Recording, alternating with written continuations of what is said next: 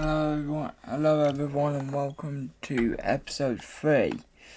Now, I am going to, in this episode, be doing the Fire Mountain world, which is the third world of the game. Now, as we are getting into that, I do want to say about one thing. I did make a mistake last time.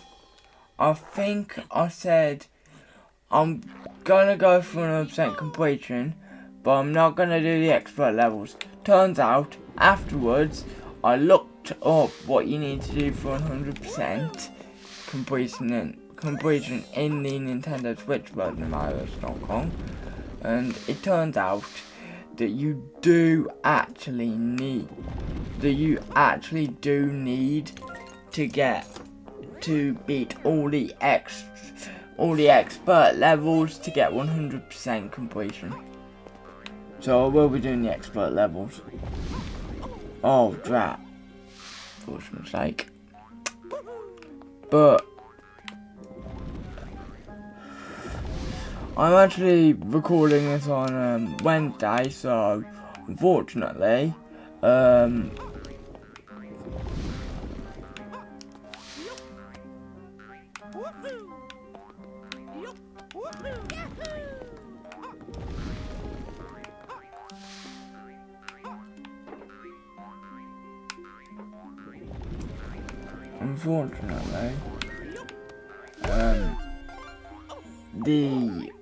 unfortunately, Chibi Robo still has not released, because it releases, well, technically it will release today, because these go off Japanese time.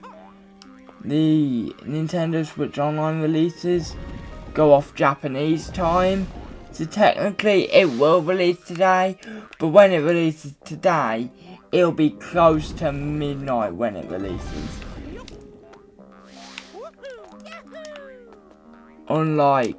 So basically, Chibi Robo will release practically tomorrow morning. Although it does release tonight, that's like very late tonight. Anyway, another thing I'm gonna do is, I think in a couple days we'll actually be getting a copy of Wario Land the Shake Dimension, and that'll be pretty cool for me. But unfortunately, I don't think I'll play it on this channel for two reasons. The first being I've already got my plans figured out, in the fact that I'm going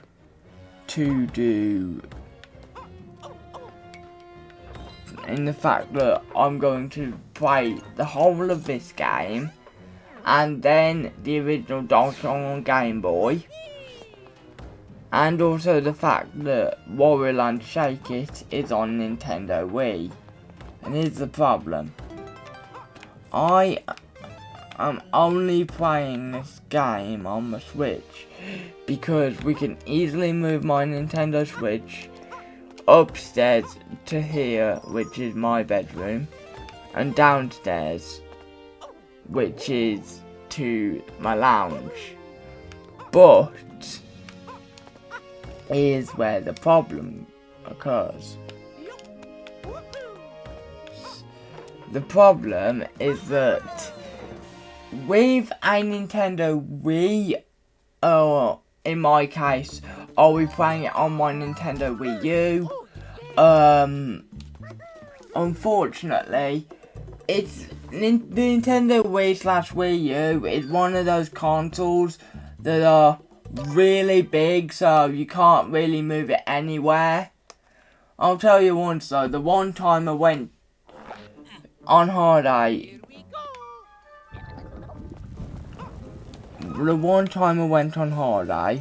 and was trying to take my Nintendo Wii with me, I did learn my lesson. Do not take that kind of console on holiday. I never took it on holiday again. The reason was simply because what happened was, if you've never owned a Nintendo Wii in your life, you won't get it. You won't get why this was so important. But the Nintendo Wii has, because it was such a big motion control thing, because it's like so heavily focused on motion control, the Nintendo Wii came with something called the sensor bar, which also meant that if you did not have the sensor bar, you could not play any games on the Wii, on your Nintendo Wii, because you needed the sensor bar to even make the Wii remote pointer thing go anywhere.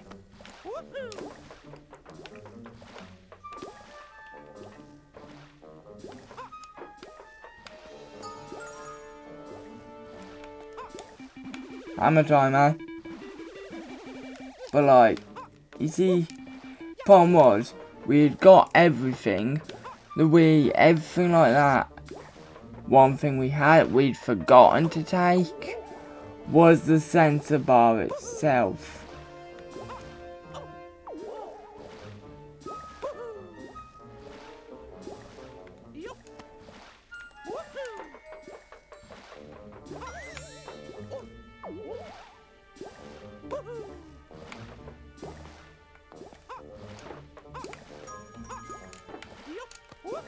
And the reason why this was annoying was we'd bought Lego Star Wars, the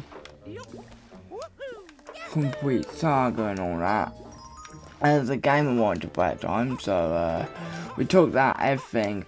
We just had not got the sensor bar, which meant I couldn't even play the game.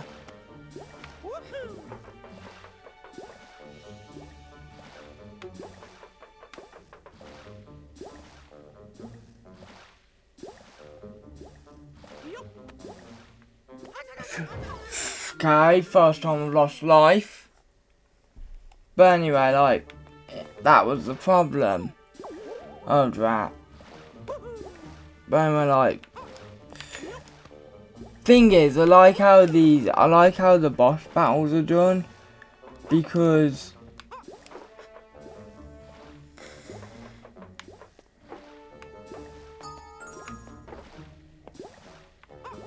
if you compare to how the boss battles are done in the original Donkey Kong on the Game Boy, they're just so basic, because it's literally throw a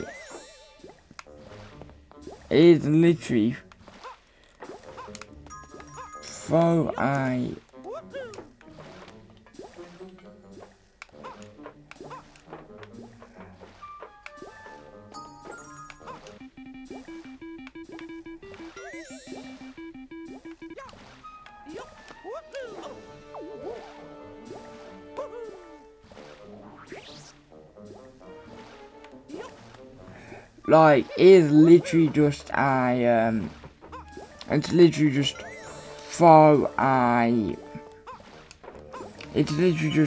for mainly its main barrels, but it's mainly throw barrels. Got him.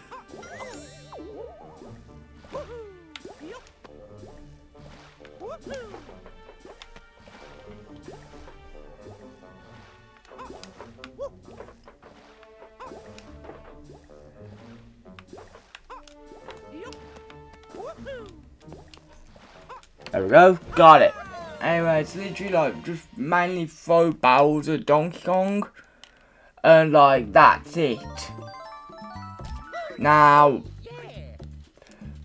that's like, while in Mario vs Donkey Kong, although it uses coloured switches, it tends to incorporate other mechanics and stuff like that. But like the oh god, but like, anyway, honestly, like, I really do like some of the things in Mario vs Donkey Kong. They're quite fun, but honestly, it's a bit of a shame how the series like ended up turning out to be, because like, what I mean by turning out to be is the later games, including like the Mario Amiibo Challenge game, whatever that was.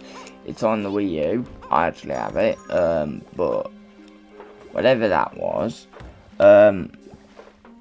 what happened was, it was this game where you, oh, it's gonna respawn, great. Anyway, like, it was this game where you scanned amiibos in, and they acted, because this happened starting with the Nintendo DS.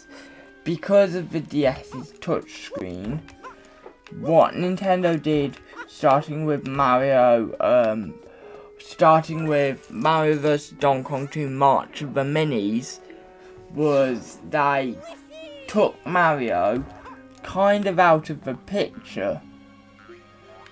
Mario, unlike in Game Boy Donkey Kong and Mario vs Donkey Kong, Mario no longer was as active in the game. I'm not even joking.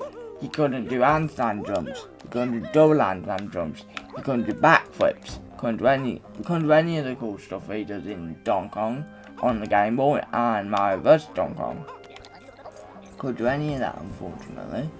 Anyway, what they did instead was they decided that you would tap the touchscreen to set a mini Mario off, and then tap the touchscreen again to stop the mini Mario from moving. Now, I don't think this was a bad idea per se, but it's just annoying that Mario vs Donkey Kong and DK94 on the Game Boy are like the only games where Mario gets to perform cool tricks such as these.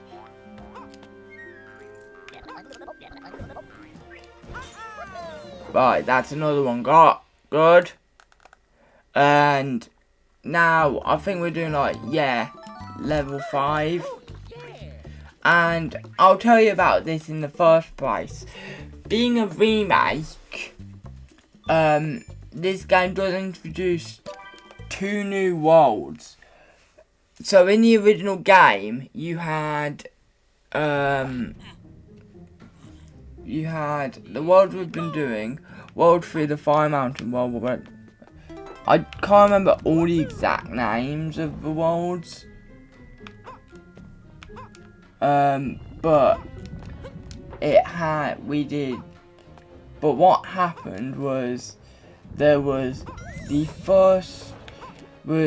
3 worlds that have just been done.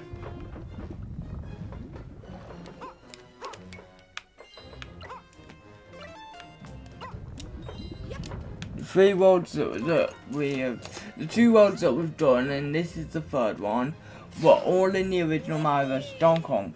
Then you had worlds 4, 5 and 6. Now this remake does include 2 new worlds. A world themed around a fun fair of sorts, with like the ability to teleport yourself through using magic boxes. Anyway, like, what else happened was, and another world, an ice world. Now, it might not sound like the best thing. Ice worlds, usually in like the platforming Mario games, have slippery physics that like not many people are fans of. Anyway, the next world, you see these 2 worlds, the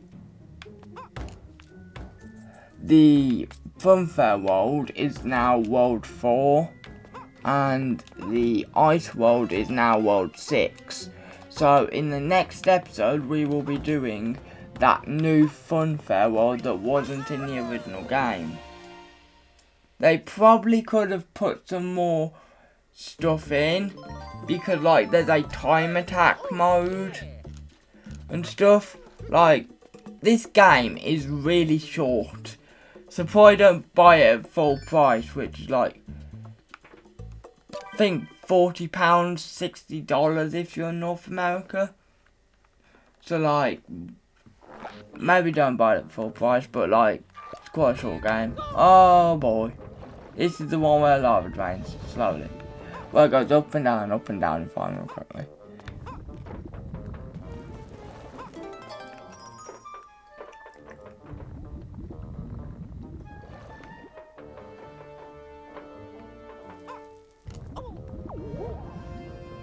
Oh, the great love's gone all the way up, could have destroyed.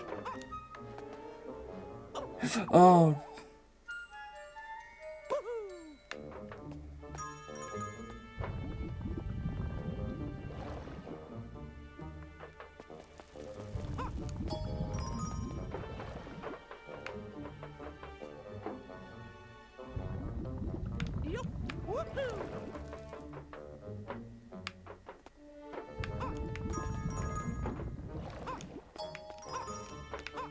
Okay.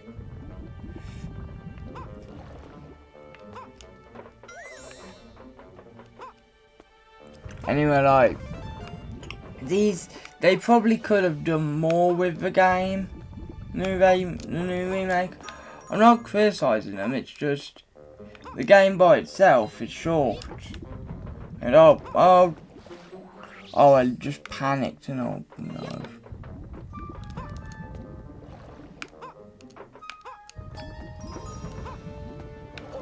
Yeah, I literally just panicked.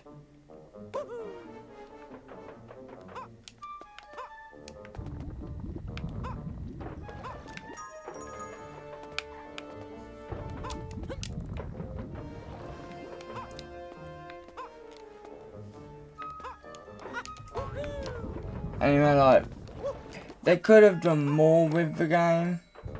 I'm not criticising them, it's just, the game's a bit short. Even with all its content before you beat the... Even with all its content, excluding that time attack mode, it still is a bit short. In my opinion.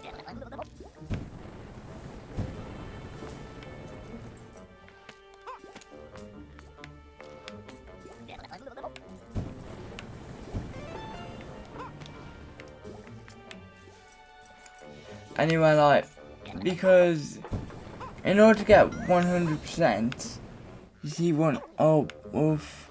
Okay, it's another thing where you can get full damage, but as I said in like the second episode, full damage is very, very rare in this game. And you kind of have to intentionally trigger it, rather than just fall from a high place. And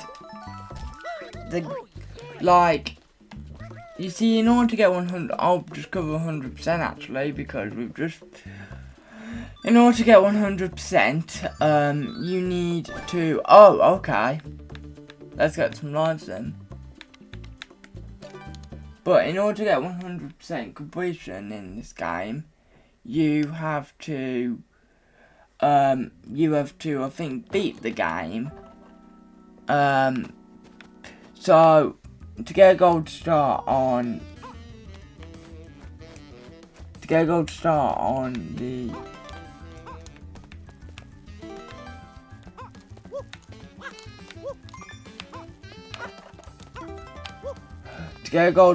on the normal level, you just have to collect the 3 presents. In order to get a gold star on the Mini Mario levels, you have to get all the Mini Marios into the toy box. And then, with the boss, you need to beat the boss without taking damage. That was actually why last episode was a bit longer.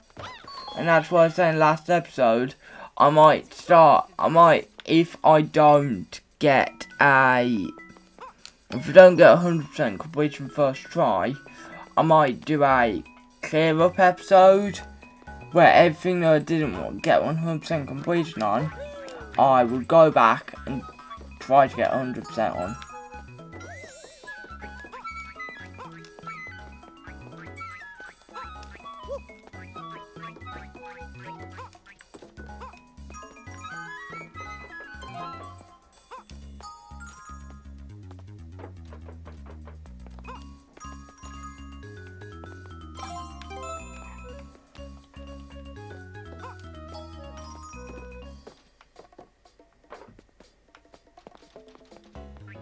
One, two, three, 4, 5, 6.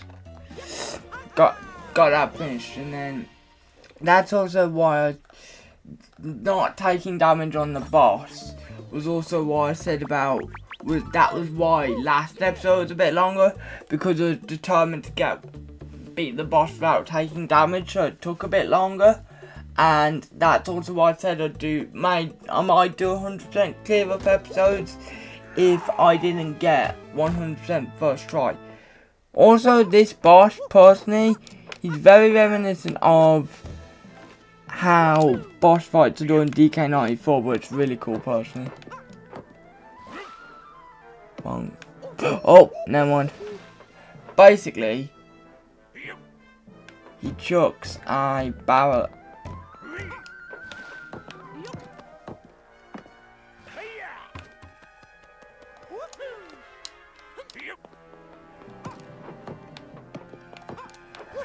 The boss fight it's basically quite like how boss fights happen in Mario vs. Donkey in the original DK94. And the reason why is because this is how boss fights happen in Mario in the original Donkey Kong. There's no uniqueness to them. It is literally, usually, DK either throws a barrel left of him, on the left, and it bounces down a few steps, on the right, and it bounces down a few steps, or he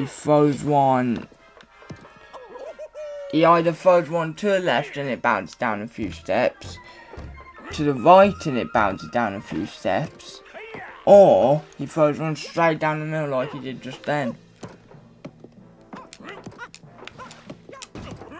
Actually, I'm not gonna go near him. I might actually want to beat him, but just show you what he does, because I don't know if he does anything. I remember in the original Donkey Kong on the Game Boy, what he would do was if you got too close to him, he would straight up grab you, shake you up and down a bit, physically shake you up and down. Why did I do that? He would physically shake you up and down a bit, and then after that, what he would do was, oh, that was rubbish. He would then, after physically shaking you up and down, a bit, what he would then do is he would then go and, I'm going to retry. But if he grabbed you, he would physically shake you up and down a bit. And after physically shaking you up and down a bit, he would then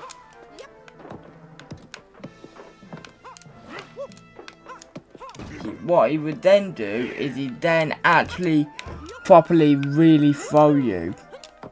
As in, throw you. Probably throw you far to the left or something like that. There you go.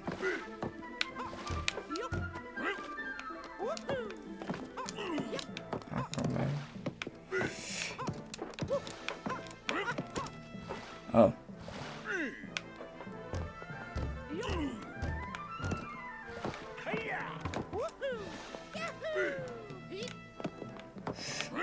Oh. I like how celebrates even if he hasn't done anything. even if if he's thrown like a barrel, it hasn't actually damaged me. Got him!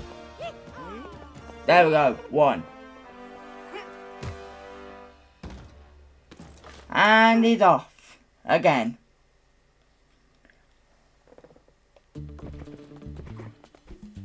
And that's the level perfect. Good. Congratulations, Fire Mountain cleared. And now he's on to the first new world that's exclusive to the remake. Merry Miniland, pardon me. Merry Miniland. Which we will do in episode 4. And you teleport around using magic boxes and stuff. And the wind starts blowing and stuff like that. But I'm just going to show you what happens if you jump near him. I don't know if you, I don't think I've ever done this, so I don't think I've ever jumped near him on purpose. So I don't know if you get hit or anything. Wait, did he just punch me or was he about to throw? He punched you, okay. Okay, so not as violent as Donkey Kong, where DK just not as violent as in Donkey Kong, where he grabs you and throws you quite hard. But anyway, I'll see you in episode 4.